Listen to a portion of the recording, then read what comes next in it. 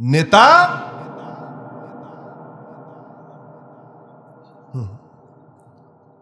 একসাথে যাবো নেতা আমার সবচাইতে বড় সমস্যা হচ্ছে যে আমি যতক্ষণ কথা বলি কোরআন থেকে কথা বলি। এটা আপনার সমস্যা মনে করেন আর ভালো মনে করেন, যেটাই মনে করেন। আর কোরআন থেকে আলোচনা চলাকালীন কারো আলোচনাকে প্রাধান্য দেওয়ার মতো সাহস আমার নাই। এটা আল্লাহর সঙ্গে বেয়াদবি।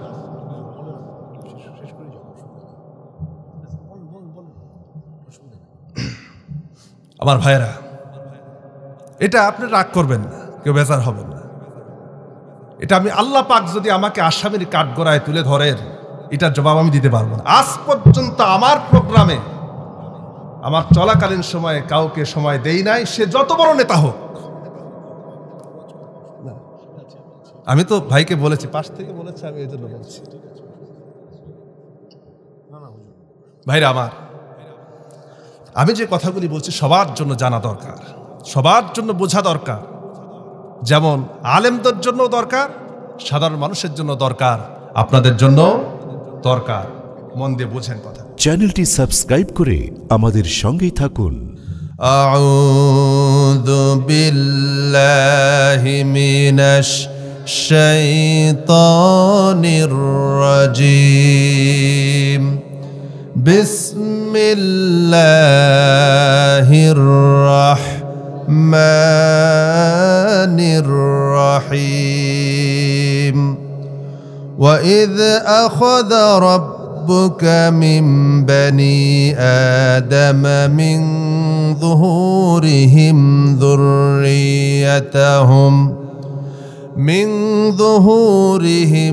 ذُرِّيَّتَهُمْ وَأَشْهَدَهُمْ عَلَى أَنفُسِهِمْ أَلَسْتُ بِرَبِّكُمْ قَالُوا بَلَى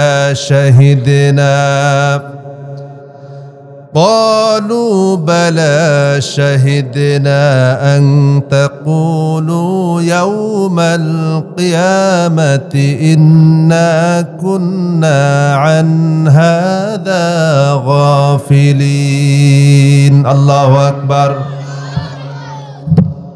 আল্লাহ রাব্বুল আলামিন, আমি আপনাদের সামনে তিলাওয়াত করেছি সূরা আ'রাফ, কোরআনে কারীমের গুরুত্বপূর্ণ একটি সূরা, সূরা আ'রাফের 172 নম্বর আয়াত। কত নম্বর আয়াত? 172 নম্বর আয়াত। মক্কায় যে সূরাগুলি নাজিল হয়েছে তার অধিকাংশ সূরাগুলি হচ্ছে ছোট সাইজের, কিন্তু মক্কায় নাজিলকৃত সূরার মধ্যে এই সূরাটি হচ্ছে একটু বড়। এই সূরাটি কি? একটু বড়। তো মক্কায় নাজিলকৃত সূরার মধ্যে থেকে আমি আপনাদের সামনে একটি আয়াতে কারিমা তিলাওয়াত করেছি, যে সূরার মধ্যে আয়াতে কারিমা আছে 206 খানি। কতটি বলেন? 206টি আয়াত আছে। আমি আপনাদের সামনে যে আয়াতে কারিমা তিলাওয়াত করেছি তার অর্থ হচ্ছে, আল্লাহ তাআলা বলছেন যে স্মরণ করো সেই সময়ের কথা যখন তোমার প্রতিপালক, কে বলেন? প্রতিপালক, তোমার রব যখন আদমের পৃষ্ঠদেশ থেকে তোমাদের রূহগুলিকে বের করেছিলেন। সুবহানাল্লাহ বলবেন না? আমরা কোথায় ছিলাম? আদমের পৃষ্ঠদেশে। আদমের পৃষ্ঠদেশ থেকে আল্লাহ তাআলা আমাদেরকে বের করেছেন। বের করার পরে সমস্ত রূহগুলিকে সামনে নিয়ে আল্লাহ পাক আমাদের কাছে একটা প্রশ্ন ছুড়ে দিয়েছিলেন। সেই প্রশ্নটা কি? আলাস্তু বিরব্বিকুম, আমি কি তোমাদের রব নই? সুবহানাল্লাহ বলেন। আল্লাহ কি বললেন? আমি কি তোমাদের রব নই? সেদিন আমরা সবাই মিলে বলেছিলাম, ক্বালু বালা শাহিদিনা, আমরা সাক্ষ্য দিচ্ছি যে নিশ্চয়ই অবশ্যই আপনি আমাদের রব বা প্রভু, এবং এজন্যই এই ওয়াদা নিয়েছিলাম যেন কিয়ামতের দিন তোমরা একথা বলতে না পারো, এই কথা যেন বলতে না পারো যে আমরা আমাদের রব সম্পর্কে কোনো খোঁজ খবর কোনোদিন পাই নাই।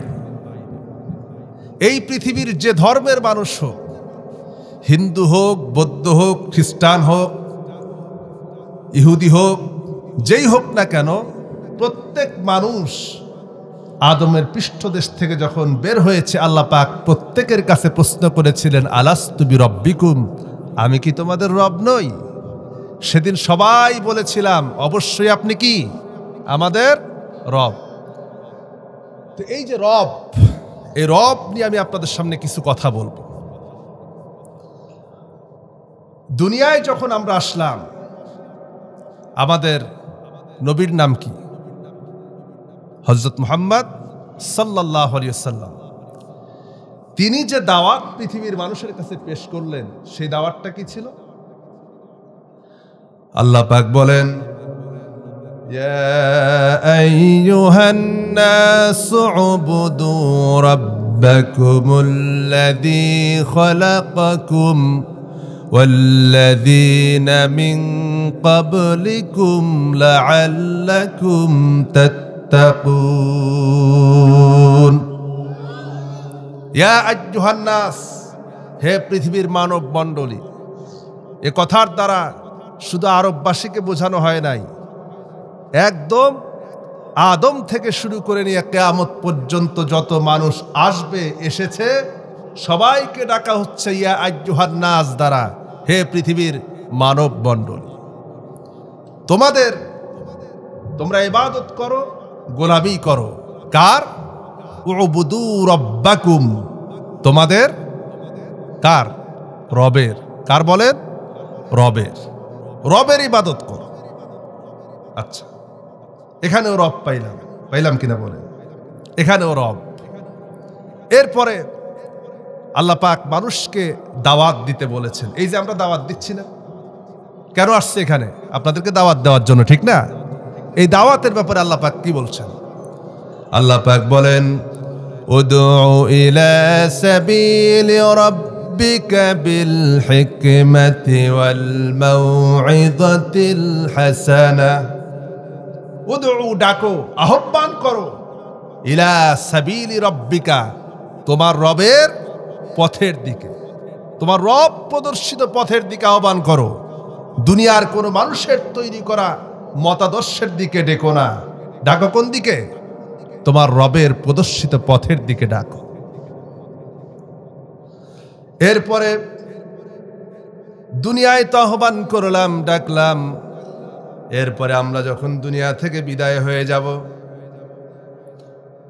মরজে মউতে মুত্তালা হয়ে যাবে, মানুষ যখন আমাকে কবরে রেখে আসবে, কবরে রেখে আসার পরে সেখানেও আমাকে প্রথম প্রশ্ন যেটা করা হবে তা হলো, মান রব্বুকা।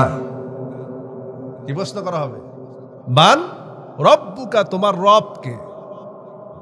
তাহলে রূহের জগতে রব, দুনিয়া আসার পরে রব, কবরে যাওয়ার পরেও রব। তাহলে রব শব্দটার গুরুত্ব কম না বেশি? কিন্তু আমরা রব শুধু এতটুকুন জানি, কিন্তু রব আসলে কি অর্থে, কেন রব, রবটা কি, এইটা আমরা বুঝি না, ঠিক কিনা বলেন? রব এই শব্দটা যদি আপনি বুঝতে পারেন, তাহলে আপনার জীবন পরিবর্তন হয়ে যাবে। এতটুকুন শব্দ বোঝার জন্য শুধু বুঝতে হবে যে রব শব্দটা কি, আমরা রবকে কেমনে গ্রহণ করতেছি আর কিভাবে গ্রহণ করা দরকার, এটা আমাদেরকে বুঝতে হবে। খুব মনোযোগ দিয়ে কথাগুলি শুনতে হবে, শুধু আওয়াজ শুনলে হবে না, মনোযোগ দিয়ে মন দিয়ে শুনতে হবে। এবার আসেন, রব শব্দের প্রথম নম্বর অর্থ হচ্ছে প্রতিপালক। প্রথম নম্বর অর্থ কি? প্রতিপালক, যিনি আমাদেরকে প্রতিপালন করেন। অর্থাৎ কেমন প্রতিপালন করেন? রব শব্দের প্রথম অর্থে বলা হয়, রব তাকেই বলা হয় বান্দার যখন যে জিনিসের প্রয়োজন, সেই জিনিস রবের কাছে প্রার্থনা করার আগেই বান্দার সামনে যিনি হাজির করে দেন, তার নাম রব। তা আমরা সুবহানাল্লাহ কব না? জোরে কোন সুবহানাল্লাহ। এই হচ্ছে 1 নম্বরের অর্থ। আল্লাহ রাব্বুল আলামিন বলেন, হযরতে ইউসুফ আলাইহিস সালাম যখন জেলখানার মধ্যে ছিলেন, ওই সময় তাকে যখন প্রশ্ন করা হলো, ও ইউসুফ, জেলখানার ভিতরে তুমি কেমন আছো? ইউসুফ আলাইহিস সালাম তখন জবাব দিয়েছিলেন, ক্বালা মাআযাল্লাহি ইন্নাহু রাব্বি আহসানা মাসওয়া। হযরতে ইউসুফ আলাইহিস সালাম তখন বলেছিলেন, আমার রব, আমার আশ্রয়দাতা হচ্ছেন একজন, আর তিনি আমাকে যে অবস্থায় রাখেন প্রত্যেক অবস্থায় তিনি আমাকে উত্তম রেখেছে। আল্লাহ যে অবস্থায় রাখেন, শুকরিয়া আছে না নাই? শুকরিয়া আদায় করবেন কার? আল্লাহ পাকের। তিনি হচ্ছেন আশ্রয়দাতা। পৃথিবীর শ্রেষ্ঠ আশ্রয়দাতা কে? সবাই বলেন আল্লাহ। দেখুন, আল্লাহ পাক আশ্রয় চাওয়ার জন্য, দুনিয়ার সব বালা মুসিবত থেকে, বিপদ থেকে মুক্তি পাওয়ার জন্য, আশ্রয় চাওয়ার জন্য কোরআনে কারিমে 2টা সূরা দিয়েছেন। 2টা সূরার নাম বলতে পারেন? সূরা ফালাক এবং সূরা নাস। জাদুটোনা হোক, বদজিন হোক, খারাপ কিছু যাই হোক না কেন, মানুষের হিংসা, কুনজর, বদনজর আছে না, এই সব কিছু থেকে হেফাজত করতে পারে এই 2টি সূরা। জোরে কোন সুবহানাল্লাহ। অনেক সময় বাচ্চা কান্নাকাটি করে না? বাচ্চা কান্নাকাটি করলে পরে হুজুরের কাছে যাই, হুজুর একটু ঝাড়া দিয়ে দেন, এটা তাবিজ দেন। তাবিজের প্রচলন এই এলাকায় আছে নাকি?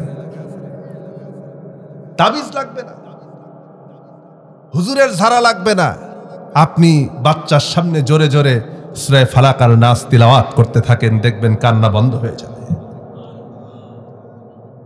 পড়েন সবাই আমার সাথে একবার, কুল আউযু বিরাব্বিল ফালাক মিন শাররি মা খালাক ওয়া মিন শাররি গাসিকিন ইযা ওয়াকাব ওয়া মিন শাররিন নাফাসাতি ফিল উকাদ ওয়া মিন শাররি হাসিদিন ইযা হাসাদ। এরপরে আরেকটা সূরা, কুল আউযু বিরাব্বিন নাস মালিকিন নাস ইলাহিন নাস মিন শাররিল ওয়াসওয়াসিল খান্নাস আল্লাযী ইউওয়াসওয়িসু ফি সুদুরিন নাস মিনাল জিন্নাতি ওয়ান নাস। আল্লাহু আকবার। এই 2টি সূরা বাচ্চা খুব জিদ করতেছে। জিদ করে না বাচ্চারা? খুব জিদ করে অনেক সময়, এমন জিদ থামানোই যায় না, আছে না? কিছু বাচ্চা আছে, ওই সময় আমরা করি কি, যে বাচ্চার সামনে মোবাইলে কার্টুন দিয়ে দিই, যে তুমি দেখো বাবা, একটু শান্ত থাক। এই যে মোবাইল দেখালেন, কার্টুন দেখালেন, বাচ্চাকে ফেসবুক তুলে দিলেন হাতে, এই বাচ্চার মাথাটা আপনি নষ্ট করে দিলেন। ওই সময় বাচ্চার সামনে, সন্তানের সামনে এই আজগবি জিনিসগুলি না দিয়া যদি ওই সময় বাচ্চার সামনে যদি আপনি সূরা ফালাক আর নাস জোরে জোরে যদি তিলাওয়াত করতে থাকেন, দেখবেন কয়েকবার তিলাওয়াত করতে দেরি হবে, রব্বুল আলামিন বাচ্চার বদরাগটাকে ঠান্ডা করে দেবে। আমল করবেন তো ইনশাআল্লাহ। তিনি হচ্ছেন আমাদের শ্রেষ্ঠ আশ্রয়দাতা। রবের 1 নম্বর কি? প্রতিপালক এবং আশ্রয়দাতা। 2 নম্বর অর্থ হচ্ছে, রব শব্দের অর্থ হচ্ছে তিনি আমাদের জিম্মাদার, তত্ত্বাবধায়ক, খাওয়ান, পরান, রিজিক দেন। তিনি কে?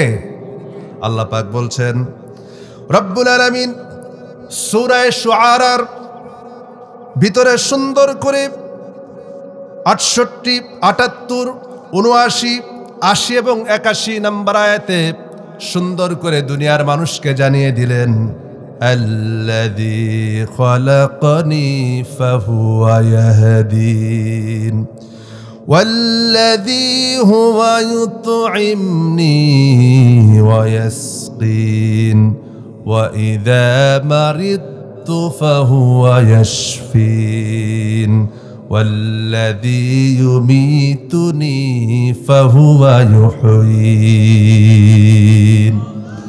আল্লাহ রাব্বুল আলামিন বলেন, হযরত ইব্রাহিম আলাইহিস সালাম ঘোষণা দিয়েছিলেন, আমার রব হচ্ছেন তিনি যিনি আমাকে সৃষ্টি করেছেন আর আমার জন্য হেদায়াতের পথ দিয়ে দিয়েছেন।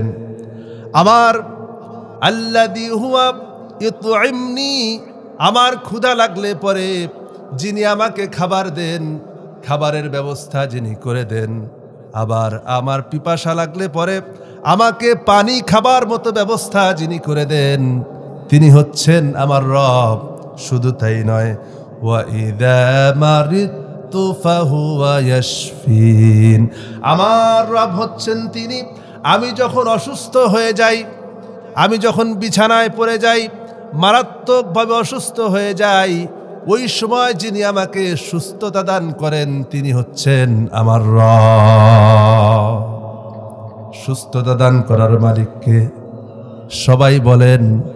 এই পৃথিবীর সমস্ত ডাক্তার, সমস্ত বিজ্ঞানী, সমস্ত কবিরাজ সব যদি এক জায়গায় হয়ে আপনাকে সুস্থ করার জন্য যদি চেষ্টা করে, আর আল্লাহ পাক যদি আপনার কপালে সুস্থতা লিখে না রাখেন, তাম পৃথিবীর সমস্ত ডাক্তার মিলে, চিকিৎসা বিজ্ঞানী মিলে, কবিরাজ মিলে আপনাকে কোনোদিন সুস্থতা করতে পারবে না। পারবে? সুস্থ করার মালিককে। এই পৃথিবীর ভিতরে আইয়ুব আলাইহিস সালাম যতটা অসুস্থ হয়েছিলেন, এর চাইতে বড় অসুস্থ আর কেউ হয়েছে কোনোদিন? হয় নাই। তিনি কি সাহায্য চেয়েছিলেন কার কাছে? তিনি বললেন, আল্লাহ আমি অসুস্থ আর তুমি হচ্ছে রহমানুর রহিম। সুবহানাল্লাহ, আমি অসুস্থ আর তুমি কি রহমানুর রহিম। আল্লাহর এই কথাটা এত ভালো লাগলো, এত পছন্দ হলো, আল্লাহ পাক আইয়ুবকে রোগ মুক্ত করে দিলেন। কোন সুবহানাল্লাহ। এরপরে আল্লাহ পাক বলছেন, ওয়াল্লাযী ইউমীতুনি সুম্মা ইউহয়ীন, আমার রব হচ্ছেন তিনি যিনি আমাকে জীবন দান করেছেন আবার মৃত্যু দান করবেন।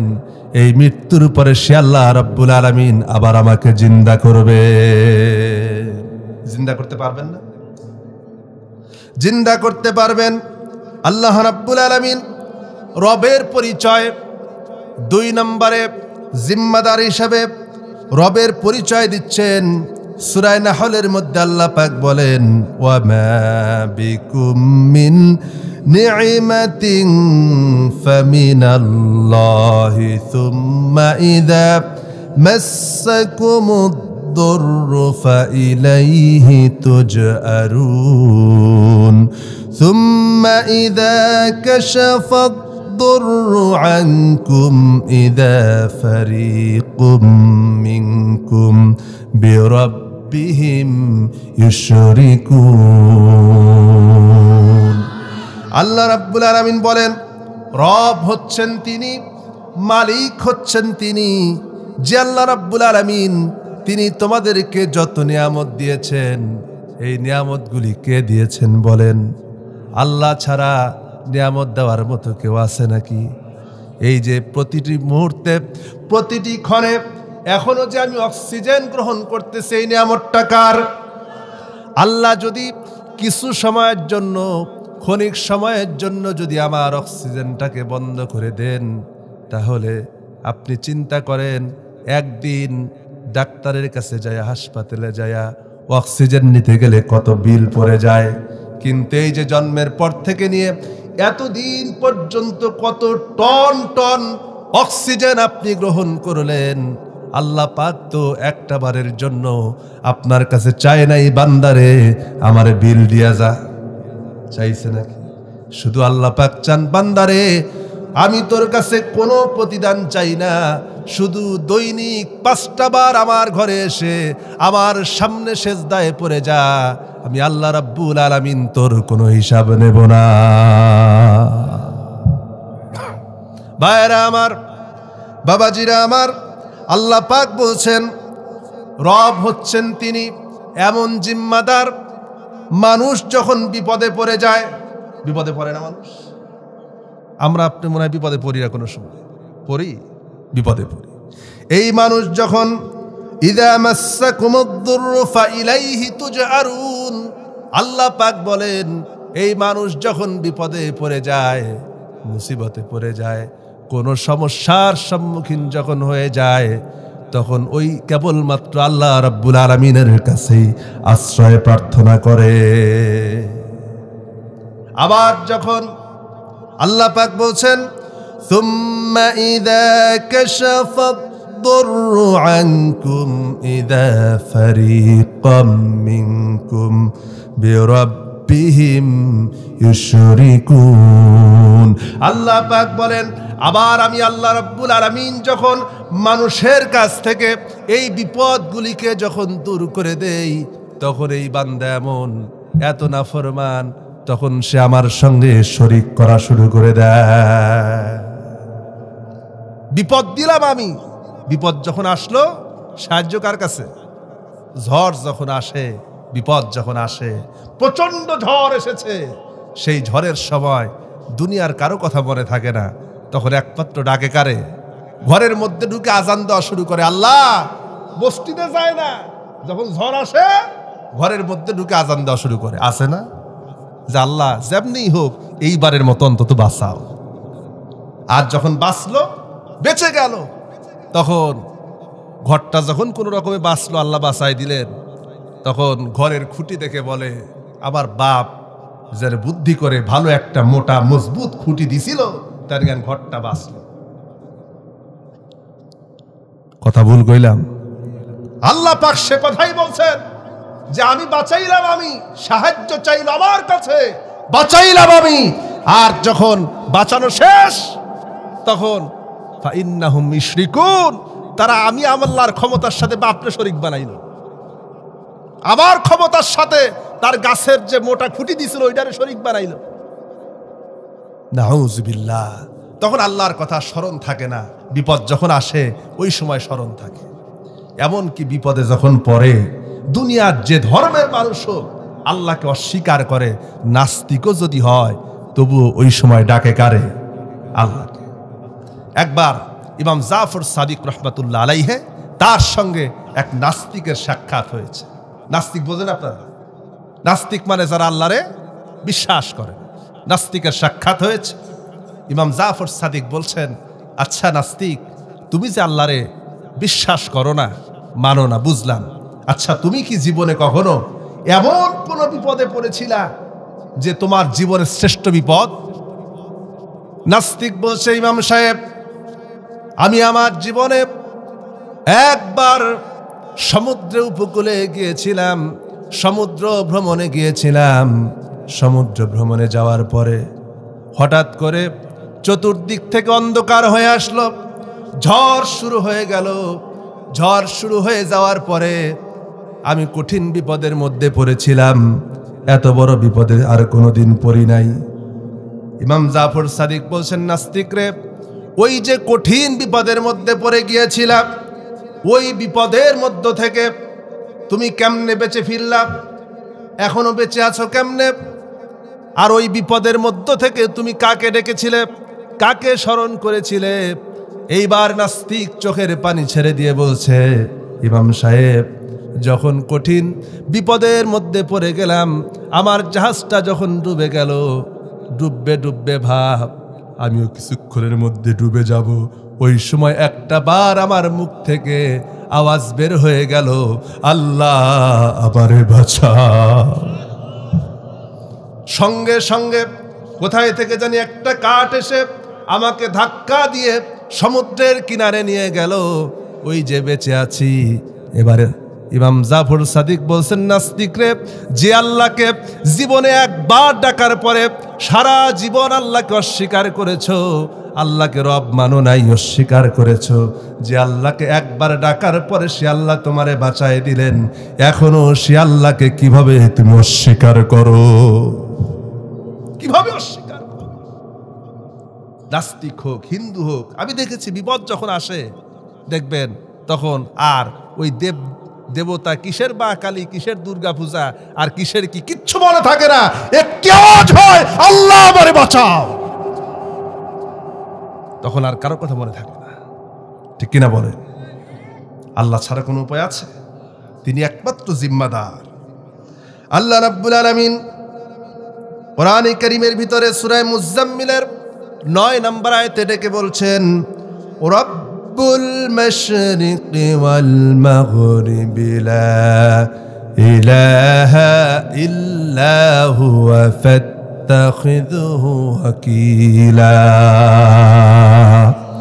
আল্লাহ রাব্বুল আলামিন বলেন, পূর্ব আর পশ্চিমের রব হচ্ছেন তিনি, আর তিনি ছাড়া তোমাদের জন্য কোনো সাহায্যকারী নাই। দুনিয়াও নাই, আখিরাতেও নাই, তিনি একমাত্র সাহায্যকারী। এবার আসেন, রব শব্দের 3 নম্বর অর্থ হচ্ছে আইনদাতা। কি বলেন? নেতা। নেতা। রব শব্দের 3 নম্বর অর্থ কি? যিনি নেতা, যার আইন মানা হয় তাকে বলা হয় রব। খুব ভালো করে বুঝেন, যার আইন মানা হয়, যার আদর্শ অনুসরণ করা হয়, যাকে গ্রহণ করা হয় তাকে বলা হয় রব। এবার আসেন, কিন্তু আল্লাহ পাক কোরআনে কারিমে এই রব শব্দের 3 নম্বর অর্থ বলছেন সূরা তওবার 31 নম্বর আয়াত। কত নম্বর? কোন সূরা? সূরা তওবা। আসুন, আল্লাহ পাক বলছেন, واتخذوا أحبارهم ورهبانهم أربابا من دون الله। আল্লাহ রাব্বুল আলামিন বলেন, তারা, এই সকল মানুষেরা আল্লাহকে ছেড়ে দিয়ে তাদের নেতা নেত্রীদেরকে, তাদের ধর্মীয় গুরুদেরকে রব বানিয়ে নিয়েছে। কথাকার আল্লাহ পাক বলছেন, তারা পীর সাহেবকে রব বানিয়েছে, নেতাদেরকে রব বানিয়েছে, তারা তাদের হুজুরদেরকে রব বানিয়ে নিয়েছে। অনেক সময় তো এমন আছে, পীর সাহেবের মুরিদ, পীর সাহেব যা বলবেন তাই, ইসলাম কি বললো দেখার কোনো খবর নাই। আছে না? পীর সাহেবের মুরিদ, পীর সাহেব যা বলছে ওইটাই ঠিক। হুজুরের এমন ভক্ত, হুজুর যা বলছেন এটাই ঠিক। আমি একবারও কোরআন হাদিস করে দেখলাম না যে আল্লাহ কি বলেছেন, রসুল কি বলেছেন। এই জন্য আল্লাহ পাক বলছেন, এই সকল মানুষেরা তাদের পীর সাহেবদেরকে, তাদের নেতাদেরকে কি হিসেবে গ্রহণ করেছে? রব হিসেবে গ্রহণ করেছে। এই অর্থে যার আদেশ মানা হয় নেতাকেও রব বলা হয়। কি বলা হয়? রব। এবার আসুন, আল্লাহ পাক বলেন কিভাবে করে প্রমাণ দরকার আছে না নাই? নেতাকে যে রব বলা হয়, শাসনকর্তাকে যে রব বলা হয়, প্রমাণ নেব কোরআন থেকে। সূরা ইউসুফের ভিতরে আল্লাহ রাব্বুল আলামিন ইউসুফ আলাইহিস সালামের ঘটনা আপনারা জানেন, জানেন না? ইউসুফ আলাইহিস সালামের ঘটনা আপনারা জানেন। তিনি যখন, ঘটনা বলার সময় আমার না, উদ্দেশ্য আমার না, মূল কথাটা বোঝানোর জন্য কোরআনে কারিম থেকে কথাটা আপনাদের সামনে বলছি। হযরত ইউসুফ আলাইহিস সালাম তিনি যেই কয়েদিদের সঙ্গে জেলখানার মধ্যে ছিলেন, একজন স্বপ্নে দেখল তিনি পরের দিন তার মনিবকে, রবকে শরাব পান করাচ্ছেন, মদ পান করাচ্ছেন। আর আরেকজনের স্বপ্ন দেখল সে তার মাথার উপরে পাখিয়ে বসে তার মগজগুলি কুরে কুরে খাচ্ছে। কোরআনে কারিমে সূরা ইউসুফের 41 নম্বর আয়াতে আল্লাহ পাক বলেছেন, ইয়া সাহিবিস সিজনি আম্মা আহাদুহুমা ফায়াসকিয়া রাব্বাহু খামরা। হে আমার সঙ্গীদয়, তোমাদের একজনের ব্যাপার এই যে সে তার প্রভুকে, কাকে? সে তার রবকে কি করছে? মদ পান করাচ্ছে। রব্বাহু খামরা, তার প্রভুকে মদ পান করাচ্ছে। এই প্রভু কি আল্লাহ? এই রবকে? সে সময়ের প্রেসিডেন্ট, সে সময়ের মিশরের প্রেসিডেন্ট, তাকে রব বলা হয়েছে। আচ্ছা, এরপরে আল্লাহ পাক বলছেন, আর আরেকজনকে দেখলাম ফায়াসলাবু তাআকুলুত তায়রা মিন রাসিহি, আর আরেকজনের মাথার উপরে পাখি বসে তার মগজগুলি কুরে কুরে খাচ্ছে। হযরত ইউসুফ আলাইহিস সালাম বললেন, আগামীকাল তোমাদের দুইজন কয়েদির মধ্য থেকে তোমাদের নেতা, তোমাদের রব একজনকে মুক্ত করে দেবেন। সে তার মনিবের জন্য, সে তার সম্রাটের জন্য, সে তার রবের জন্য মদ্যপান করাবে, আর আরেকজনকে তোমাদের প্রভু শুলে চড়ায় দেবে। স্বপ্নের ব্যাখ্যা হয়ে গেল। মূল বিষয় হচ্ছে এখান থেকে আমরা বুঝলাম যে রাষ্ট্রপ্রধানকেও কি বলা হয়? রব বলা হয়। এখন আসেন, আল্লাহ রাব্বুল আলামিন কোরআনে কারীমের অন্য জায়গায় আরো বলেছেন, রব শব্দের 4 নম্বর অর্থ হচ্ছে মালিক। রব শব্দের 4 নম্বর অর্থ কি? মালিক। যিনি একটা আওতাধীন সার্বভৌমত্বের মালিককে রব বলা হয়, একটা দেশের মালিককে রব বলা হয়, একটা ঘরের মালিককেও রব বলা হয়। এবার আসেন, আল্লাহ পাক বলছেন, ফালইয়াবুদু রাব্ব হাযাল বাইতিল্লাযী আত'আমাহুম মিন জু'ইন ওয়া আমানাহুম মিন খাউফ। রব্বুল আলামিন বলেন, ফালইয়াবুদু, ইবাদত করো, গোলামি করো, দাসত্ব করো, রব্বা হাদাল বাইত, রব্বা হাদাল বাইত, এই ঘরের মালিকের ইবাদত করো, অর্থাৎ কাবা ঘরের মালিকের ইবাদত করো। তার ইবাদত করতে পারলে রব্বুল আলামিন তিনি এমন, তোমাদের ক্ষুধার সময়, তোমাদের যখন ক্ষুধা লাগবে, ক্ষুধার সময় তিনি তোমাদেরকে খেতে দেবেন। আর ভীতি আসলে পরে, বিপদ আসলে পরে সে আল্লাহ রাব্বুল আলামিন তোমাদেরকে নিরাপত্তা দান করবে। সুবহানাল্লাহ। আগামীকাল সকালে বাড়ির যায় নাস্তা করে করে, আর জোরে কোন সুবহানাল্লাহ। ভীতির সময় নিরাপত্তা দিবেন কে? রব আল্লাহ সুবহানাহু ওয়া তাআলা। তোমাদের কাবা ঘরের মালিক যিনি, তিনি তোমাদেরকে নিরাপত্তা দান করবেন। এরপরে আসেন, আল্লাহ রাব্বুল আলামিন আরো বলছেন, সুবহানা রাব্বিকা রাব্বিল ইজ্জাতি আম্মা ইয়াসিফুন ওয়া সালামুন আলাল মুরসালিন ওয়ালহামদুলিল্লাহি রাব্বিল আলামিন। আল্লাহ রাব্বুল আলামিন বলেন, তারা যা ব্যক্ত করে, তারা যা কিছু আল্লাহর সঙ্গে শরীক স্থাপন করে, রবের সঙ্গে শরীক স্থাপন করে, তোমার রব সেই সকল সব কিছু থেকে পবিত্র, ঊর্ধ্বে। সুবহানা রাব্বিকা রাব্বিল ইজ্জাতি আম্মা ইয়াসিফুন ওয়া সালামুন আলাল মুরসালিন, সালাম সমস্ত মুরসালিনদের প্রতি, রাসূলদের প্রতি। আলহামদুলিল্লাহি রাব্বিল আলামিন, আর সমস্ত প্রশংসা, যাবতীয় প্রশংসা কেবলমাত্র কার জন্য? প্রশংসা কার? আল্লাহ। আপনাদের কষ্ট হচ্ছে বুঝি, আমার কথা কি বুঝতেছেন? এখন আসেন মূল জায়গায় আমি যাব। এখন এই রব প্রথম 2টা অর্থ, প্রতিপালক, জিম্মাদার, এই 2টা অর্থ গ্রহণ করতে পৃথিবীর কোনো মানুষের কোনো অসুবিধা নাই। কিন্তু পরবর্তী 2টি অর্থ, নেতা এবং মালিক, এই হিসাবে গ্রহণ করতে অসুবিধা আছে না নাই? জোরে বলেন, আছে না নাই? প্রথম যে 2টি অর্থ, প্রতিপালক এবং জিম্মাদার, এইটাকে ফেরাউনও মানত, এটাকে নমরুদও মানত, নূহ আলাইহিস সালামের জাতীয় মানত, সবাই মানত। হযরত নূহ আলাইহিস সালাম নাম শুনছেন না আপনারা? নূহ আলাইহিস সালাম তিনি তার জাতির কাছে দাওয়াত দিচ্ছিলেন কত বছর জানেন না আপনারা? দেখি একজন কন্ত দেখি, 950 বছর। কত বছর? 950 বছর। কি দাওয়াত ছিল? নূহ আলাইহিস সালামের সূরা নূহ নামে একটা সূরাই আছে কোরআনে কারীমের ভিতরে।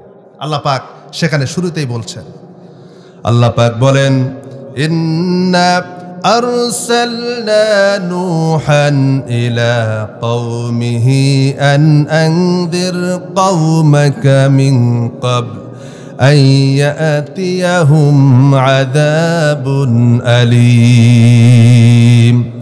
আল্লাহ রাব্বুল আলামিন বলেন, আমি নূহকে পাঠালাম, তার জাতির কাছে পাঠালাম, রসুল করে পাঠালাম, আর তিনি এসে দাওয়াত দিলেন আন আনদির কওমাকা, তার জাতিকে ভীতি প্রদর্শন করলেন যে তোমরা যদি এখনো সতর্ক না হও, এখনো যদি রবের গোলামি যদি না করো, আল্লাহর গোলামি যদি না করো, তাহলে কি হবে?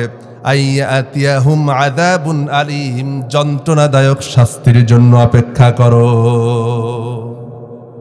যদি না করো, যন্ত্রণাদায়ক শাস্তির জন্য অপেক্ষা করো। কথাকার হযরত নূহ আলাইহিস সালাম বললেন যে তোমরা যদি এখনো সতর্ক না হও, এখনো যদি আল্লাহর গোলামি না করো, তাহলে শাস্তির জন্য অপেক্ষা করো। আল্লাহ পাক এরপরে বলছেন, আল্লাহ পাক বলেন ক্বালা ইয়া কওমি ইন্নী লাকুম নাযীরুম মুবিন, ও আমার জাতি, আমি হচ্ছি তোমাদের জন্য স্পষ্ট সতর্ককারী, তোমাদের জন্য কিতাব নিয়ে এসেছি। আল্লাহর পক্ষ থেকে যে ওহী আসে, সেই ওহী অনুযায়ী আমি তোমাদেরকে সতর্ক করি। এটা আমার নিজের কোনো কথা নয়। সুতরাং আনি'বুদুল্লাহা ওয়াত্তাকুহু ওয়া আতিউন, আল্লাহর গোলামি করো, তার দাসত্ব করো, তাকে ভয় করো, আর আমার আনুগত্য করো। আমি যা বলি সেই অনুযায়ী তোমরা চলো। নূহ আলাইহিস সালাম যখন তার জাতির কাছে, তার কওমের কাছে, তার সম্প্রদায়ের কাছে এই দাওয়াত যখন পেশ করলেন যে গোলামি করো, দাসত্ব করো আল্লাহর, তখন তারা বলেছিল মা হাদা ইল্লা বাশারুম মিথলুকুম ইউরিদু আন ইয়াতাফাদ্দালা আলাইকুম ولو شاء الله لأنزل ملائكة ما سمعنا بهذا في آبائنا الأولين الله أكبر। তার জাতির লোকেরা বলল, এই যে নূহ, তোমরা যাকে দেখতেছো সে তোমাদের কাছে দাওয়াত দেয়, সে তো মূলত তোমাদের মতো একজন মানুষ। তোমাদের মতো কি বলেন? একজন মানুষ। আসলে সে চায় এই দাওয়াতের মাধ্যমে তোমাদের উপরে কর্তৃত্ব করতে চায়, নেতৃত্ব দিতে চায়, নেতা হতে চায়। আল্লাহ পাক যদি আমাদেরকে সতর্ক করার জন্য কাউকে নির্ধারণ করতেন, তাহলে অবশ্যই অবশ্যই একজন ফেরেশতা পাঠাতে। কি বলল? যদি আল্লাহ পাক যদি চাইতেন, তাহলে আমাদের জন্য কি করতেন? ফেরেশতা পাঠাতেন, তোমার মতো মানুষকে পাঠাতেন না। নূহ আলাইহিস সালামকে কথা বলছে। তাহলে এই কথার দ্বারা আমরা কি বুঝলাম? যে নূহ আলাইহিস সালামের জাতি আল্লাহকে বিশ্বাস করত নাকি করত না? বলেন তো। আল্লাহকে বিশ্বাস করত, আল্লাহকে বিশ্বাস করত। এবং এই জন্যই কিন্তু তারা বলেছে যে যদি তোমাকে আমরা বিশ্বাস করি না, আসলে তোমার মতলব খারাপ, তুমি আমাদের উপরে কর্তৃত্ব ফলাতে চাও, নেতৃত্ব দিতে চাও। আসল বিষয় হচ্ছে যে যদি আল্লাহ আমাদেরকে সতর্ক করাইতে চাইতেনই, তাহলে একজন ফেরেশতা পাঠাতেন। আল্লাহর নাম কিন্তু তারাই নিয়েছে। এ কথার দ্বারা বোঝা যায় যে তারাও আল্লাহকে স্বীকার করত। রব্বুল আলামিন বলেন, হযরত নূহ আলাইহিস সালাম তার জাতির লোকের অবস্থা দেখে নূহ আলাইহিস সালাম খুব কষ্ট করে তার জাতির কাছে দাওয়াত দিলেন। প্রকাশ্যে দাওয়াত দিলেন, গোপনে দাওয়াত দিলেন। নূহ আলাইহিস সালামের দাওয়াত সম্পর্কে কোরআনে কারীম সুন্দর করে তার দাওয়াতের বর্ণনাগুলি তুলে ধরেছেন। আল্লাহ পাক বলেন, ইন্নী কুল্লামা দাআউতুহুম লিতাগফিরা লাহুম জাআলু আসাবিআহুম ফি آذانهم واستغشوا ثيابهم وأصروا واستكبروا استكبارا। হযরত নূহ আলাইহিস সালাম তিনি বলেন, আমি যখনই আমার জাতির লোকদেরকে আল্লাহ পাকের গোলামির দিকে আহ্বান করেছি, রবের গোলামির দিকে আহ্বান করেছি, তারা কি করেছে? তারা নিজেদের কানের মধ্যে আঙ্গুলি ঢুকায়েছে। কথা শুনবো না। নূহ আলাইহিস সালামের কথা শুনবেন না।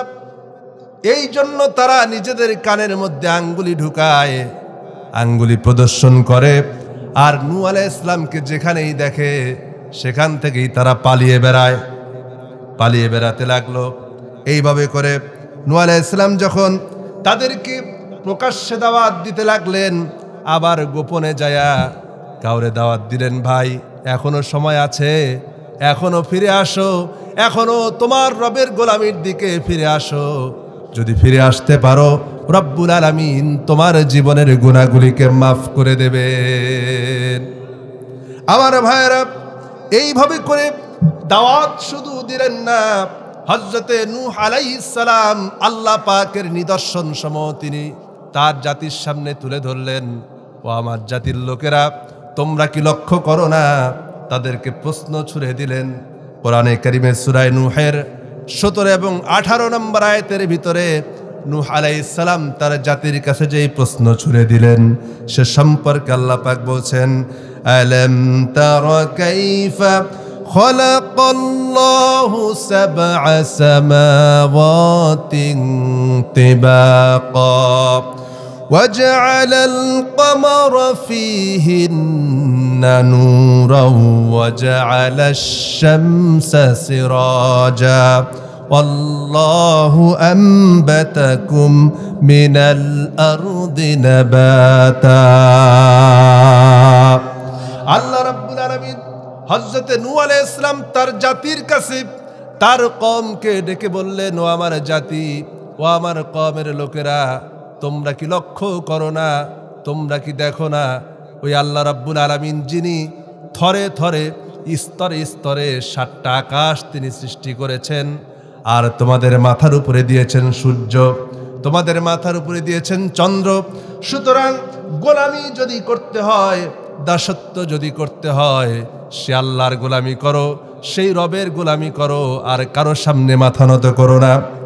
কিন্তু তার জাতির লোকেরা আল্লাহকে আল্লাহ মানলো, রব হিসেবে মানলো, স্বীকৃতি দিল। প্রথম দুটি অর্থে তারা আল্লাহকে রব মানলো, যে আল্লাহ হচ্ছেন আমাদের প্রতিপালক, আল্লাহ হচ্ছেন, তিনি হচ্ছেন আমাদের জিম্মাদার, তিনি আমাদেরকে খাওয়ান, তিনি আমাদেরকে পড়ান, তিনি আমাদেরকে রিজিক দেন, সব কিছু তারা মানলো। কিন্তু একটা জায়গায় তারা মানতে পারলো না। তারা বলল, সব কিছু মানতে রাজি আছি, কিন্তু আল্লাহর ইবাদত করব, দাসত্ব করব, কিন্তু সমাজ রাষ্ট্র যা কিছু চলবে এগুলি আমাদের মন মতো চলবে, এখানে তোমার আল্লাহরে মানব না। আইন হিসেবে আল্লাহকে মানব, আইনদাতা হিসেবে আল্লাহকে মানতে পারবো না, বিধানদাতা হিসেবে আল্লাহকে মানতে পারবো না, শাসনকর্তা হিসেবে আল্লাহকে মানতে পারবো না। তাদের মূল বক্তব্য ছিল, দেখো যে তোমার সব কথা মানি, তোমার সব বক্তব্য মানি, তোমার সব কথা মানি, কিন্তু তাল গাছটা আমার। এই সমাজ চলবে আমার মন মতো, এই রাষ্ট্র চলবে আমার মন মতো, এই পরিবার চলবে আমার মন মতো, এটি তোমার কথা মতো চলবে না, তোমার রবের কথা মতো চলবে না, এখানে আমি আমার মন মতো চালাবো। এইখানেই ছিল নূহ আলাইহিস সালামের সঙ্গে তার জাতির কওমের মূল দ্বন্দ্ব। এবার দেখুন, হযরত ইব্রাহিম আলাইহিস সালাম তিনি তো এমন জাতির কাছে, এমন কওমের কাছে আসলেন যেই কওম সূর্যকে পূজা করত, চন্দ্রকে পূজা করত, চাঁদের সামনে সিজদা করত, সূর্যের সামনে সিজদা করত। সেই জাতির কাছে হযরত ইব্রাহিম আলাইহিস সালাম যখন এলেন, ওই সময় ইব্রাহিম আলাইহিস সালাম ঘর থেকে যখন বাইরে বের হলেন, বাবাকে প্রশ্ন করলেন বাবা, মাকে প্রশ্ন করলেন মা, আমার রবকে? ওই সময় মা বলল, তোমার রব হচ্ছে চন্দ্র, সূর্য, নক্ষত্ররাজি ইত্যাদি হতেছে তোমার রব, তারাই তোমার পালন কর্তা, তারাই তোমার রিজিক দাতা। হযরত ইব্রাহিম আলাইহিস সালাম রবকে তালাশ করা শুরু করলেন। কাকে তালাশ করলেন? রবকে তালাশ করলেন। কোরআনে কারীমে সূরা আনআমের ভিতরে আল্লাহ রাব্বুল আলামিন হযরত ইব্রাহিম আলাইহিস সালামের সেই ঘটনাটা সুন্দর করে তুলে ধরেছেন। হযরত ইব্রাহিম আলাইহিস সালাম যখন 12 বছরের বালক অথবা 8 বছরের বালক, দুটি বর্ণনা পাওয়া যায়, 12 বছর অথবা 8 বছর, ওই সময় হযরত ইব্রাহিম আলাইহিস সালাম রবকে তালাশ করতেছিলেন। তিনি যখন সন্ধ্যাবেলায় সূর্য যখন ডুবে গেল, সন্ধ্যাবেলায় যখন সন্ধ্যা তারা উদিত হলো, সন্ধ্যা তারা তো একটু বড় হয়, ঠিক কিনা বলেন? পশ্চিম দিকে সন্ধ্যার সময় যেই তারাটা উদিত হয়, রাতের মধ্যে আকাশে যতগুলি তারকা দেখা যায় তার মধ্যে ওই তারকাটাই সবচেয়ে বড়। এই সন্ধ্যা তারা যখন উদিত হলো, হযরত ইব্রাহিম আলাইহিস সালাম সন্ধ্যা তারা দেখে বললেন, ফালাম্মা জান্না আলাইহিল লাইলু রাআ কাওকাবান ক্বালা হাযা রাব্বি। আল্লাহু আকবার বলেন। সন্ধ্যা তারা দেখে হযরত ইব্রাহিম আলাইহিস সালাম বললেন, এটাই আমার রব। তোমাদের এই আমার কওমের ধারণা মতে তারা মনে করে যে এটাই আমার রব। এটা ইব্রাহিম আলাইহিস সালামের সরাসরি মুখের বক্তব্য না। তাফসিরে কুরতুবীর ভিতরে আল্লামা কুরতুবী রাহমাতুল্লাহ আলাইহি সুন্দর করে বলেছেন, ইব্রাহিম আলাইহিস সালাম মূলত বুঝাতে চাইলেন যে আমার জাতির লোকেরা মনে করে এই তারকাটাই আমার রব। কিন্তু এই সন্ধ্যা তারা তো সারা রাত থাকে না, থাকে নাকি? সারা রাত থাকে না। কিছুক্ষণ পরে এই সন্ধ্যা তারা যখন অস্তমিত হয়ে গেল, তখন ইব্রাহিম আলাইহিস সালাম ঘোষণা করলেন, ফালাম্মা আফালা ক্বালা লা উহিব্বুল আফিলিন। যেই জিনিস অস্তমিত হয়ে যায় সেই জিনিসকে আমি পছন্দ করি না। যে জিনিস অস্তমিত হয়ে যায় সেটাকে আমি পছন্দ করি না, ভালোবাসি না। এরপরে যখন সন্ধ্যা তারা অস্তমিত হয়ে গেল, কিছুক্ষণ পরে পূর্ব আকাশে পূর্ণিমার চাঁদ উদিত হলো। পূর্ণিমার চাঁদটা তো একটু বড়ই দেখা যায়। হযরত ইব্রাহিম আলাইহিস সালাম চাঁদ দেখে এইবার তারা জাতির লোকদেরকে বললেন, ফালাম্মা রাআল কমারা বাযিগান ক্বালা হাযা রাব্বি। ও আমার জাতির লোকেরা, তোমরা কি মনে করো নাকি এই চাঁদটাই আমার রব? কিন্তু এই চাঁদ তো রাত যখন শেষ হয়ে যায়, চাঁদ তো আর আকাশে থাকে না, থাকে নাকি? চাঁদ যখন অস্তমিত হয়ে গেল, হযরত ইব্রাহিম আলাইহিস সালাম তখন বললেন, আল্লাহ পাক কোরআনে কারীমের ভিতরে সুন্দর করে কোট করে দিয়েছেন। আল্লাহ পাক বলেন, ফালাম্মা আফালা ক্বালা লা ইল্লাম ইয়াহদিনি রাব্বি লাআকুনান্না মিনাল কওমিদ দাল্লিন। ইব্রাহিম আলাইহিস সালাম বললেন যে আমার রব যিনি, ইব্রাহিম বলছেন আমার রব যিনি, তিনি যদি আমাকে হেদায়াত না দেন, আমাকে সঠিক পথে প্রদর্শন না করেন, তাহলে আমি পথভ্রষ্টদের অন্তর্ভুক্ত হয়ে যাব। কিছুক্ষণ পরে চাঁদ যখন অস্তমিত হয়ে গেল, এবার পূর্ব আকাশে সকালবেলায় লাল বর্ণ ধারণ করে, বিরাট আকারে দৈত্যের মতো আকার ধারণ করে সূর্য যখন উদিত হলো, তখন জাতির লোকেরা তখন তারা সূর্যকে বড় রব বলতো। কি বলতো? বড় রব বলতো। এই জন্য ইব্রাহিম আলাইহিস সালাম ওই সূর্য দেখে তখন তিনি বললেন, ফালাম্মা রাআশ শামসা বাযিগাতান ক্বালা হাযা রাব্বি হাযা আকবার। ইব্রাহিম আলাইহিস সালাম সূর্য দেখে বললেন, আমার জাতির লোকেরা ধারণা করে এই সূর্যটাই হচ্ছে আমার রব, আর এই সূর্যটাই হচ্ছে আমার বড় রব। কিন্তু এই সূর্য সারাদিন পরে বিকেল বেলায় এই সূর্য যখন অস্তমিত হয়ে গেল, তখন ইব্রাহিম আলাইহিস সালাম বললেন, ও আমার জাতির লোকেরা, তোমরা আমাকে বলেছো চন্দ্র প্রথমে আমার রব, সূর্যকে রব বলেছ, এবার চন্দ্রকে রব বলেছ, তারকাকে রব বলেছ, কিন্তু আমি যা দেখলাম তা হচ্ছে আল্লাহ পাক কোরআনে কারীমের ভিতরে সুন্দর করে তুলে ধরেছেন, ফালাম্মা আফালাত ক্বালা ইয়া কওমি ইন্নী বারিয়ুম মিম্মা তুশরিকুন। ইব্রাহিম আলাইহিস সালাম তার কওমকে, জাতিকে ডেকে বললেন, ও আমার জাতির লোকেরা, তোমরা আমার রবের সঙ্গে, আমার আল্লাহর সঙ্গে যেই সকল বিষয় দিয়ে শরীক স্থাপন করো, আমি সেই সকল শরীক থেকে আল্লাহর কাছে পানা চাই। হযরত ইব্রাহিম আলাইহিস সালাম তারপরে একটা ঘোষণা দিলেন, যেই ঘোষণাটা আমাদের প্রায় যারা নামাজ পড়ি তাদের প্রত্যেকের মুখস্থ আছে।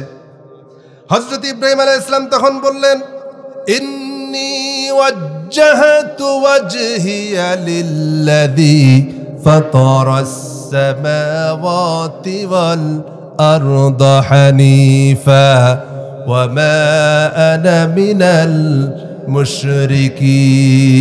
পারেন না আপনারা? যারা পারেন পড়েন, ইন্নী ওয়াজ্জাহতু ওয়াজহিয়া লিল্লাযী ফাতারাস সামাওয়াতি ওয়াল আরদা হানিফা ওয়া মা আনা মিনাল মুশরিকিন। নিশ্চয় আমি আমার মুখমণ্ডল, ইন্নী ওয়াজ্জাহতু, আমি আমার মুখমণ্ডল ঘুরাই দিলাম সেই দিকে যিনি আকাশ আর জমিনের একচ্ছত্র মালিক। জোরে বলেন সুবহানাল্লাহ। ওয়া মা আনা মিনাল মুশরিকিন, আর আমি, তোমরা যে ওই সকল চন্দ্রকে আল্লাহ শরীক বানাচ্ছ, সূর্যকে আল্লাহ শরীক বানাচ্ছ, তোমাদের মূর্তিগুলিকে আল্লাহ পাক শরীক বানাচ্ছ, আমি এই সকল শরীক থেকে সম্পূর্ণরূপে মুক্ত। জোরে বলেন সুবহানাল্লাহ। এরপরে ইব্রাহিম আলাইহিস সালাম তো রবকে পেয়ে গেলেন। রবকে যখন পেয়ে গেলেন তখন নবুয়ত পেলেন, আল্লাহর পক্ষ থেকে নবুয়ত আসলো। তখন তিনি তার জাতিকে কি ডেকে বললেন, কি কথাটা বলেছিলেন, কোরআনে কারীম এবার সে কথা বলছে। সূরা আনআমের ৮১ নম্বর আয়াতের ভিতরে আল্লাহ রাব্বুল আলামিন বলছেন, ওয়া কাইফা আখাফু মা আশরাকতুম ওয়া লা তাখাফুনা আনকুম আশরাকতুম বিল্লাহি মা লাম ইউনাজ্জিল বিহি আলাইকুম সুলতানা। ইব্রাহিম আলাইহিস সালাম বললেন, ও আমার জাতির লোকেরা, তোমরা কিভাবে করে আল্লাহর সঙ্গে শরীক করছো? তোমাদের কি ভয় করে না? আল্লাহর সঙ্গে সূর্যকে শরীক করছো, চন্দ্রকে শরীক করছো, তোমাদের মূর্তিগুলিকে শরীক বানাচ্ছ, এটা কি তোমাদের ভয় করে না? কিভাবে করো? অথচ তিনি তো আকাশ আর জমিনের একমাত্র মালিক, তার সঙ্গে কিভাবে শরীক করো? আল্লাহ রাব্বুল আলামিন এরপরে বলছেন, মা লাম ইউনাজ্জিল বিহি আলাইকুম সুলতানা। আল্লাহ পাক তো তোমাদের জন্য এই যে শরীকগুলি করো আল্লাহর সঙ্গে, এই ব্যাপারে তোমাদের জন্য তো কোনো দলিল প্রমাণ নাজিল করেননি, তোমরা নিজেরা মন গড়া বানিয়েছো। আর তাদেরকে বলো, তাদের ব্যাপারে এ কথাই বলো যে আমরা এইগুলির উপাসনা করি, এইগুলির সামনে মাথা নত করি এই জন্য যে এইগুলি কিয়ামতের দিন আমাদেরকে আল্লাহর সামনে সুপারিশ করে আমাদেরকে পার করবে। এবার দেখুন, হযরতে ইব্রাহিম আলাইহিস সালাম তিনি তার পিতাকে ডেকে কি বলেছিলেন? তার পিতা আজরকে ডেকে হযরত ইব্রাহিম আলাইহিস সালাম বললেন, ইয ক্বালা লিআবিহি ওয়া কওমিহি মাযা তা'বুদুন। ও আমার পিতা, ও আমার কওম, ও আমার সম্প্রদায়, তোমরা কার ইবাদত করো? কার সামনে মাথা নত করো? কার সামনে নিজের অবনতের মস্তককে নিচু করে দাও? তারা তো তোমার কোনো উপকারও করতে পারে না, ক্ষতিও করতে পারে না। মূর্তি কি মানুষের কোনো উপকার ক্ষতি করতে পারে? কোনো কিছুই করতে পারে না। তার সামনে কিভাবে করে মাথাকে নত করে দাও? কিভাবে করে সম্ভব? এগুলি কেমনে তোমরা করো? হযরত ইব্রাহিম আলাইহিস সালাম যখন এই কথাগুলি বললেন, আল্লাহ পাক ইব্রাহিমকে এবার যখন তিনি তার রবকে চিনে গেলেন, বুঝে গেলেন, ওই সময় ইব্রাহিম আলাইহিস সালামকে আল্লাহ পাক বললেন, ইব্রাহিম রে, শুধু জাতির কাছে দাওয়াত দিলে হবে না, এইবার দাওয়াত নিয়ে চলে যাও নমরুদের দরবারে। কোথায় যাও? নমরুদের কাছে যাও। এখন বলেন, নমরুদ, যেই নমরুদ সম্পর্কে আমরা মনে করি সে বুঝি নিজেকে রব বলে দাবি করত, সে বুঝি নিজেকে পৃথিবীর রব বলে দাবি করত? না না, পৃথিবীর রব বলে দাবি করত না। নমরুদের দাবি ছিল একটা, এই মিশরের ভিতরে আমার আইন ছাড়া কারো আইন চলবে না, আমার শাসন ছাড়া কারো শাসন চলবে না। এদিক থেকে তারা নিজেকে রব বলে দাবি করেছে। সামনে আরো প্রমাণ দেব। আসেন, হযরত ইব্রাহিম আলাইহিস সালাম যখন মুলকিয়াত নিয়ে, আল্লাহ পাকের সার্বভৌমত্ব নিয়ে যখন হযরতে ইব্রাহিম আলাইহিস সালাম নমরুদের সঙ্গে যখন তর্কে জড়ায় গেলেন, সূরা বাকারার 257 নম্বর আয়াতে আল্লাহ পাক সেই দৃষ্টান্ত তুলে ধরেছেন। আল্লাহ পাক বলেন, আলাম তারা ইলাল্লাযী হাজ্জা ইব্রাহিম ফি রাব্বিহি আন আতাহুল্লাহুল মুলক إذ قال إبراهيم ربي الذي يحيي ويميت قال أنا أحيي وأميت। হযরত ইব্রাহিম আলাইহিস সালাম আল্লাহ পাক বলছেন, তার নবীকে ডেকে বলছেন, হে রাসূল, আপনার কি মনে নাই সেই সময়ের কথা যখন ইব্রাহিমের সঙ্গে নমরুদের তর্ক হয়েছিল, বিতর্ক হয়েছিল? কোন বিষয় নিয়ে? আল্লাহ পাকের সার্বভৌমত্ব নিয়ে বিতর্ক হয়েছিল। সার্বভৌমত্বের কথা কেন বললেন? সার্বভৌমত্বের কথা কেন বললেন? খুব ভালো করে বোঝেন, দিলের কান লাগান, খুব ভালো করে বোঝার চেষ্টা করেন। রব্বুল আলামিন বললেন, যখন ইব্রাহিমের সঙ্গে নমরুদের সার্বভৌমত্ব নিয়ে তর্ক হয়েছিল, মূলত ইব্রাহিম আলাইহিস সালামের দাওয়াত ছিল তার জাতির কাছে যে সার্বভৌমত্বের মালিক একমাত্র কে বলেন? সার্বভৌম ক্ষমতার মালিক কে?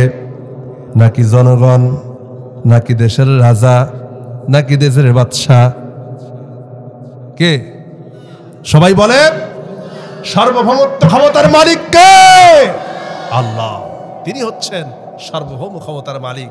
আমাদের তো দেশে কিছু নেতারা কিছু ভোট পাওয়ার আশায়, কিছু মানুষের সমর্থন পাওয়ার আশায় মঞ্চে দাঁড়ায় বলে সার্বভৌমত্ব ক্ষমতার মালিক হচ্ছে জনগণ। বলে না? বলে না? এই কথা যদি কেউ বলে, সঙ্গে সঙ্গে তার ঈমান চলে যাবে, ঈমান থাকবে না। ইব্রাহিমের সঙ্গে, ইব্রাহিম আলাইহিস সালামের সঙ্গে নমরুদের বিতর্ক অন্য কিছু নিয়ে ছিল না, একটা জায়গায়, তা হচ্ছে সার্বভৌমত্বের মালিক হচ্ছে ইব্রাহিম। বললেন সার্বভৌমত্বের মালিক আল্লাহ, আর নমরুদ বলল এই মিশরের সার্বভৌমত্বের মালিক হচ্ছে আমি। এই জায়গায় বিতর্ক তৈরি হলো। কিভাবে করে? হযরত ইব্রাহিম আলাইহিস সালাম যখন বিতর্কে লিপ্ত হলেন, কোরআনে কারীম বলছে, ইব্রাহিম আলাইহিস সালাম বললেন, আমার রব হচ্ছেন তিনি যিনি জীবিতকে মৃত করেন, আর মৃতকে যিনি জীবিত করেন তিনি হচ্ছেন আমার রব। নমরুদ বলতেছে, নমরুদ এবার বলল, আনা ক্বালা আনা উহয়ী ওয়া উমীত, আমিও তো জীবন দেই, আমিও মৃত্যু ঘটাই। ইব্রাহিম আলাইহিস সালাম বললেন, কেমনে? নমরুদ এবার জেলখানা থেকে 2 জন মৃত্যুদণ্ডপ্রাপ্ত আসামি নিয়ে আসলো, একজনকে ছেড়ে দিল, আরেকজনকে হত্যা করে দিল। ইব্রাহিমকে বলছে, দেখো ইব্রাহিম, এই যে একজনের জীবন দিলাম, আরেকজনকে মেরে ফেললাম। আহাম্মক কারে বলে? এবার ইব্রাহিম আলাইহিস সালাম তো দেখলেন যে আহাম্মকের সঙ্গে এইটা নিয়ে তর্ক করে লাভ নাই, অন্যদিকে যাই। ইব্রাহিম আলাইহিস সালাম তখন বললেন, ফাইন্নাল্লাহ ইয়াতি বিশ-শামসি মিনাল মাশরিকি ফাআতি বিহা মিনাল মাগরিব। আমার রব হচ্ছেন তিনি, আমার আল্লাহ হচ্ছেন তিনি, সার্বভৌমত্বের মালিক হচ্ছেন তিনি যিনি পূর্ব দিক থেকে সূর্য উদিত করেন আর পশ্চিম দিকে যিনি অস্তমিত করে দেন। এবার নমরুদ আর মুখে কোনো কথা নাই। আল্লাহ পাক বলছেন, ফাবুহিতাল্লাযী কাফার, হতভম্ব হয়ে গেল, কি বলবে আর। নমরুদ তো জানে, আল্লাহর নামের কসম করে বলি, খুব ভালো করে বোঝেন, নমরুদ নিজেও জানতো যে আল্লাহ বলে একজন আছেন, রব বলে একজন আছেন, কিন্তু নিজের ক্ষমতা, নিজের প্রতিপত্তি, নিজের শাসন জনগণের উপরে টিকায় রাখার জন্য সে বলেছিল তোমাদের মালিক হচ্ছে আমি, তোমাদের আইনদাতা হচ্ছে আমি, তোমাদের শাসনকর্তা হচ্ছে আমি, আমাকে যদি না মানো তোমাদেরকে বাঁচায় রাখবো না। এই জন্য আল্লাহ পাক বলছেন ফাবুহিতাল্লাযী কাফার আল্লাহু লা ইয়াহদিল কওমায যালিমিন। আর আল্লাহ পাক কখনো জালিমদেরকে হেদায়েত দান করেন না। এখন জালিম বললেন কেন? জালিম বললেন কেন? খুব ভালো করে বোঝেন। জুলুম কারে বলা হয়? জুলুম বলা হয়, ধরেন মাঠের মধ্যে দুইজনের জমি পাশাপাশি জমি। এখন যার একটু ক্ষমতা আছে, ক্ষমতা বলে আপনার জমির মধ্যে এক হাত ঢুকাই দিল, আপনি তখন কি বলবেন? লোকটা আমার উপরে জুলুম করেছে। সে জানে যে আমার ওইদিকে জমির অংশ নাই, কিন্তু দখল করার জন্য ঢুকেছে। এটা কি বলে? জুলুম করা। তারপরে জানার পরে ইচ্ছা করে যদি কোনো ব্যতিক্রম ঘটানো হয়, ওইটাকে বলা হয় জুলুম। আল্লাহ পাক বললেন নমরুদের ব্যাপারে আল্লাহু লা ইয়াহদিল কওমায যালিমিন, আল্লাহ জালিমদেরকে হেদায়েত দান করেন না।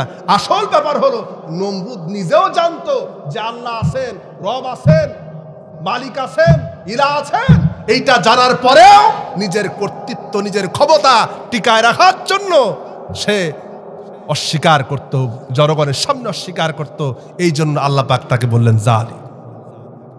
আবার জালিমদেরকে যে আল্লাহ পাক হেদায়েত দান করেন না, আরেকটি দৃষ্টান্ত আমি আপনাদেরকে দেই। আমাদের দেশে কিছু মানুষ আছে না, ক্ষমতা পাওয়ার পরে মানুষের উপরে জুলুম করে, আছে না? জুলুম করে, নির্যাতন করে, বড় চাকরির চেয়ারে বসে ইচ্ছা মতো একটা সই দেওয়ার জন্য লক্ষ লক্ষ টাকা মানুষের কাছ থেকে হাতায় নেয়। আবার ক্ষমতা পাওয়ার পরে মানুষের জায়গা জমি দখল করে, দোকানপাট দখল করে, মানুষের সঙ্গে জুলুম করে, নির্যাতন করে। এরপরে একটা বয়স, শেষ বয়সে যখন এসে উপনীত হয়ে যায়, তখন ওই লোকটা মসজিদে যায় তসবিহ নিয়ে আল্লাহ আল্লাহ করে। এরকম মানুষ আছে না নাই? জোরে বলেন, আছে না নাই? আছে। সারা জীবন মানুষের উপরে জুলুম করেছে, সারা জীবন মানুষের অন্যায় করেছে। মেয়ের জমি ছেলেরে লিখে দিয়েছে, ভাস্তাদেরকে ঠকায়েছে, বোনদেরকে ঠকিয়েছে, সবাইকে ঠকায়া মানুষের উপর অত্যাচার করে, জুলুম করে। এরপরে শেষ বয়সে এসে উনি হাজী সাহেব সেজেছেন, মসজিদের আগে যায় বসে থাকেন। আল্লাহর নামের কসম করে বলি, এই রকম ব্যক্তিকে আল্লাহ কোশ্চিন কালেও মসজিদে যায় তাহাজ্জুদ পড়ে 1000 বার যদি চোখের পানি ফেলে যদি আল্লাহর কাছে কাঁদতে থাকে, রব্বুল আলামিন কোশ্চিন কালেও তাকে হেদায়েত দেবেন না। এইটা যা হয়, মসজিদে যা যায়, এটা হেদায়েত পেয়ে যায় না। ওই যে মসজিদে যায় হজ করে, এটা হেদায়েত পাওয়ার কারণে যায় না। এ লোকটা যায় হচ্ছে মানুষকে দেখানোর জন্য, সমাজের মানুষ মুরব্বী হয়ে গেছি, বুড়া হয়ে গেছি, লোকের আমার কি বলবে যদি না যাই। ঠিক কিনা বলেন? মূলত হেদায়েত পাওয়ার কারণে যায় না। হেদায়েত পাওয়ার কারণে গেছে, তখন বুঝবেন, দেখবেন যদি ওই লোকটা নামাজি হওয়ার পরে আগে মানুষের উপরে যত জুলুম করেছে সমস্ত সম্পদগুলি যদি ফিরায় দেয়, যে এতদিন পর্যন্ত খাইছি, আমি ভুল বুঝতে পারছি, আল্লাহর কাছে জবাব দেওয়া লাগবে, আমার সমস্ত সম্পদ মানুষের কাছ থেকে যা নিয়েছি সব ফিরাই দিলাম। আগের সমস্ত অন্যায় থেকে ফিরে আসার পরে যদি সে মসজিদে যায়, নামাজ পড়ে, হজ করে, জাকাত দেয়, তখন বুঝবেন লোকটা আসলে হেদায়েত পাইছে। আর এছাড়া যদি সারাদিন জুব্বা একটা পরে, মাথায় লম্বা একটা টুপি দিয়ে সারাদিন যদি কান্দে, এই লোকটি হেদায়েত পায় নাই। বরং ওই লোকটি ইমাম সাহেবের ভুল আগে ধরার জন্য বসে থাকে। ওর জন্য মসজিদ ইমাম টেকে না, ওর জন্য মানুষ একটি সত্য কথা বলতে পারে না। মসজিদে যে যদি কেউ দেশ নিয়ে, রাষ্ট্র নিয়ে, রাজনীতি নিয়ে কথা বলে, আল্লাহ পাকের বিধান প্রতিষ্ঠার জন্য মসজিদে কথা বলে, তখন বলে ভাই আপনারা চুপ করেন, মসজিদে এসব আলাপ টালাপ করতে হয় না। এরা কোশ্চিন কালেও হেদায়েত পাবে না। মানুষের উপরে জুলুম করেছে। আল্লাহ পাক নিজেই বলেছেন আল্লাহু লা ইয়াহদিল কওমায যালিমিন, আল্লাহ কোনো জালিমদেরকে হেদায়েত দেন না। কথা কার? আল্লাহ পাক। এবার আসেন হযরতে মূসা আলাইহিস সালামের দৃষ্টান্ত দিয়েই আমি কথা ইতি টানবো ইনশাআল্লাহ। আল্লাহ রাব্বুল আলামিন এবার দেখুন ফেরাউন আল্লাহকে বিশ্বাস করত কিনা এটার প্রমাণ দেব। ফেরাউন যে আল্লাহকে বিশ্বাস করত, হযরতে মূসা আলাইহিস সালামকে যখন তিনি পাঠালেন, কোরআনে কারিমে আল্লাহ পাক বলছেন ওয়ালাকাদ আরসালনা মূসা বিআয়াতিনা সুলতানিম মুবিন। আল্লাহু আকবার বলেন। আমি মূসাকে পাঠালাম দলিল প্রমাণ সহকারে, সুলতানিম মুবিন, স্পষ্ট দলিল সহকারে পাঠালাম। কোথায় পাঠালাম? ইলা ফিরআউনা ওয়া মালাইহি ওয়াত্তাবিউ আমরান ফিরআউনা ওয়া মা আমরু ফিরআউনা বিরশীদ।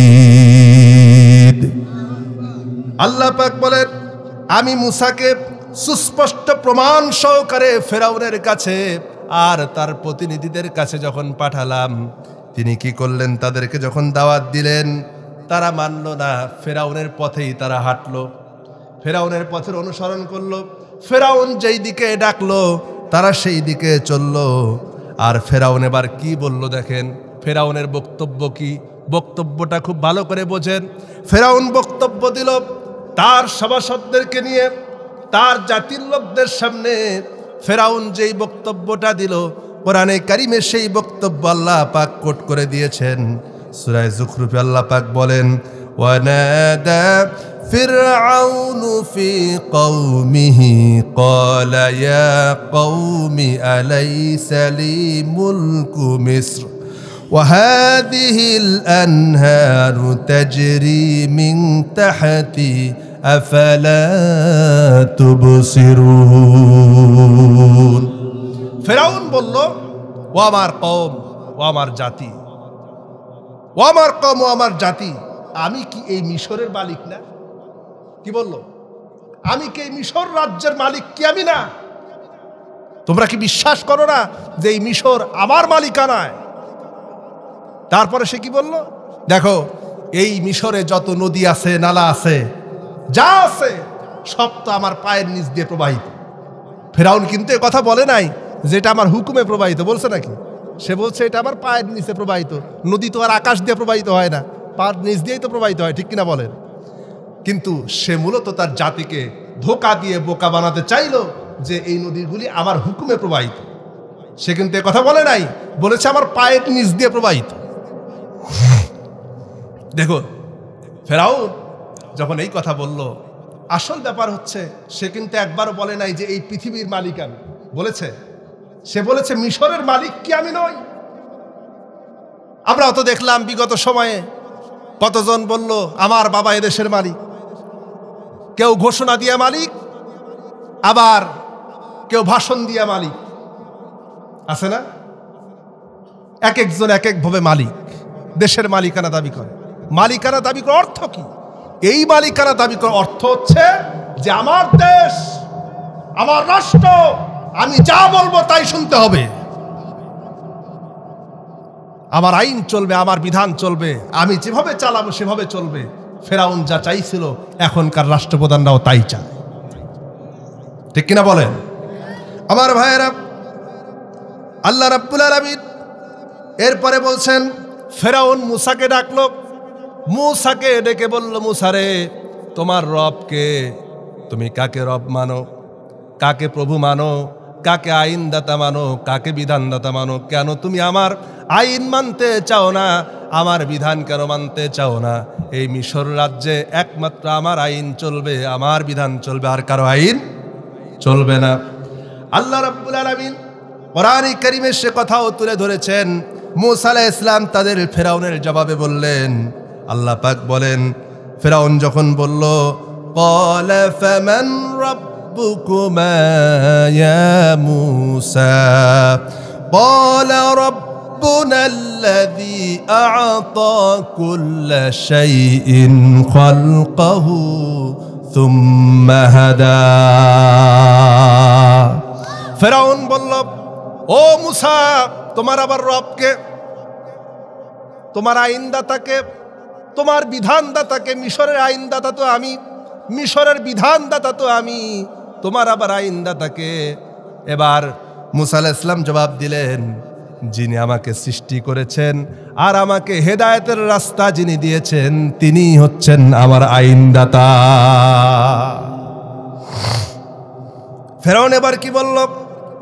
আল্লাহ পাক বলেন, ক্বালা লাইন ইত্তাখাযতা ইলাহান গায়রি লাআজআলান্নাকা মিনাল মাসজুনিন। ও মুসা, তুমি যদি আমি ফেরাউনকে ইলাহ বাদ দিয়ে নতুন কোন ইলাহ যদি গ্রহণ করো, আমি ফেরাউনের আইন বাদ দিয়ে, সমাজের আইন বাদ দিয়ে যদি তুমি তোমার রবের আইন যদি গ্রহণ করো, তাহলে আমি তোমাকে জেলখানার মধ্যে ঢুকাই দেব। কোথায় ঢুকাবো? কথা কে বলল? ফেরাউন বলল, যদি তুমি আমার আইন না মানো, আমার বিধান যদি না মানো, তাহলে আমি তোমার জেলখানার মধ্যে ঢুকাই দেব।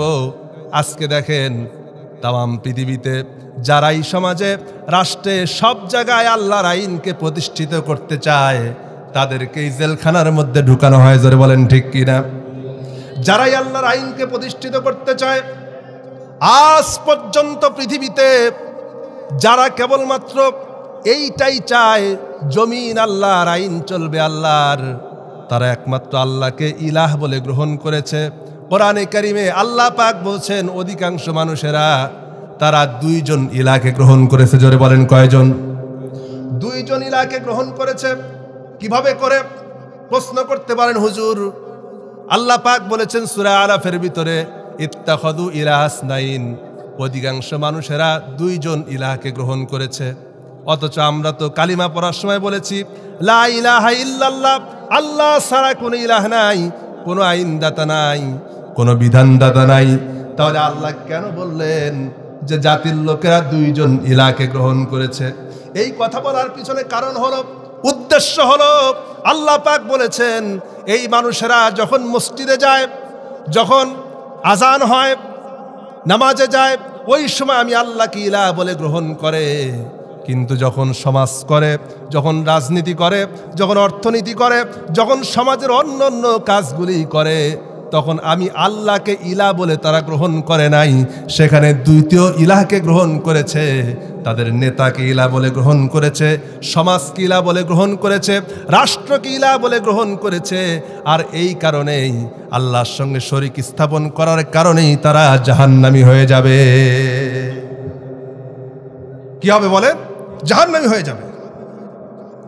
তাহলে রব ইলাহ বলে মসজিদে যাকে মানবে, মসজিদের বাইরে যেও তাকেই মানা লাগবে। রাজনীতির ক্ষেত্রে আপনি আল্লাহ ছাড়া, ইসলামী আইন ছাড়া, ইসলামী রাজনীতি ছাড়া অন্য কোন রাজনীতি মুসলমান হিসেবে গ্রহণ করলেন তো ইলাহ দুইজন মানলেন। কোরআনের কথা। ওই ফেরাউন আল্লাহকে মানত, কিন্তু রব হিসেবে, আইনদাতা হিসেবে মানতে পারে। এরপরে আসুন, এই কথা বলেই শেষ করব। আল্লাহ পাক বলেন, এরপরে ফেরাউন মুসা আলাইহিস সালামকে যখন হত্যা করতে চাইল, কোরআনে কারিমে সূরা মুমিনে আল্লাহ পাক বলছেন, وقال فرعون ذروني أقتل موسى وليدع ربه। ও মুসা, আমি তোমাকে এখন হত্যা করব, দেখি তুমি তোমার রবকে ডাকো, দেখি কেমনে তোমারে বাঁচায়, তোমাকে হত্যা করব। সভাসদদের সামনে যখন ফেরাউন তারে আসতে লাগলো, দৌড়ে আসতে লাগলো মুসাকে হত্যা করার জন্য, ওই সময় সভাসদদের মধ্য থেকে একজন দাঁড়ায় গেলেন। দাঁড়িয়ে ফেরাউনের সামনে কি বলছে, এই কথা শুনলে একদম ক্লিয়ার হয়ে যাবে। ফেরাউনের সামনে তখন দাঁড়িয়ে বলল,